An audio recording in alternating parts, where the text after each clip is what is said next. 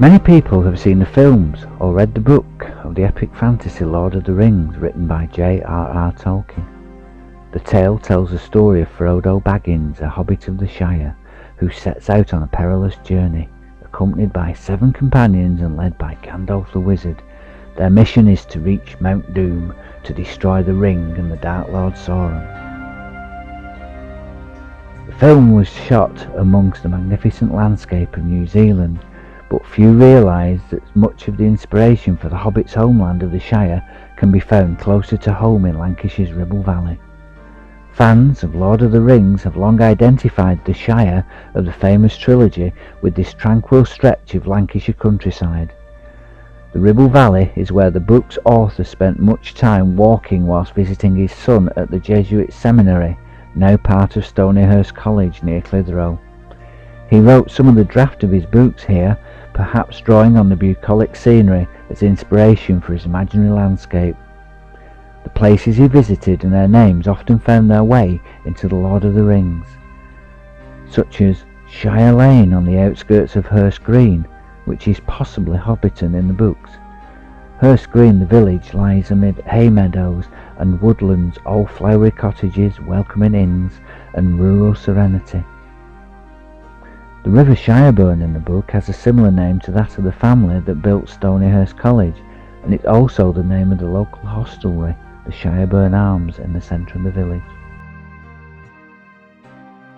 To journey deeper into Tolkien's imagination, take the gated footpath at the back of the Shireburn Arms car park, and drop down through fields alongside a hedge line, then between brooks to reach the River Ribble.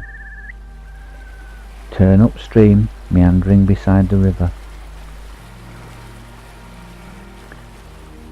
The Ribble could be the Brandywine River of the epic tale, as it snakes between the looming mass of Pendle Hill to your right and Longridge Fell to your left.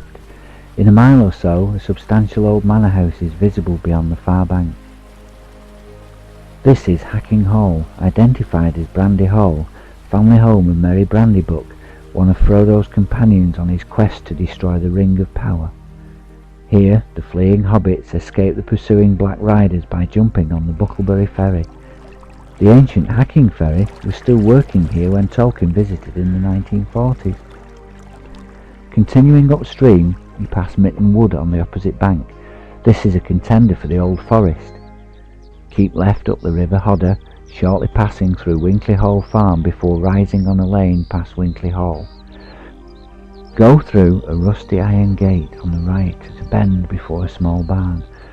This well-used path continues across fields to a lane. Here you can see lines of ancient trees that seem to have human qualities and may have inspired the characters of Treebeard and the Ents, the tree people that helped Frodo with his quest.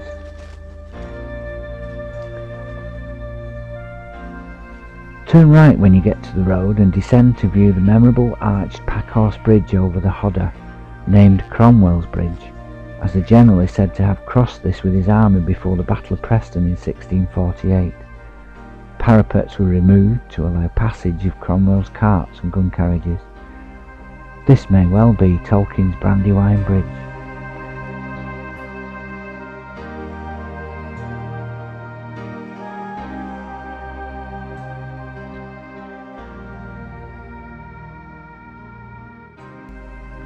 Cromwell rested near here, sleeping, the story has it, in full armour on a table in Stonyhurst. Carry on upstream and then head uphill past Hodder Place across a small stone bridge, and then turn left away from the river, go up some steps through a pine forest, but watch out for the ring wraiths. Emerge from the forest and head back to Stonyhurst College, which marks the end of your walk. Stonyhurst is an imposing private school with a number of chapels and towers. Perhaps these are the 2 towers that gave the second book in the trilogy its name. When Tolkien visited, he stayed at a grey stone Edwardian guest house, New Lodge, which is now home to the deputy head of St Mary's, and which Tolkien sketched on one of his visits.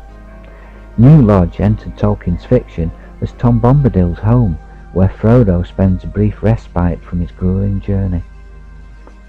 Stonyhurst College is proud of its association with Tolkien. With the opening of a new Tolkien library at St Mary's Hall in 2002, J.R.R. Tolkien will live on in the area for future generations. We will also find out why strolling in the Ribble Valley can be hobbit forming.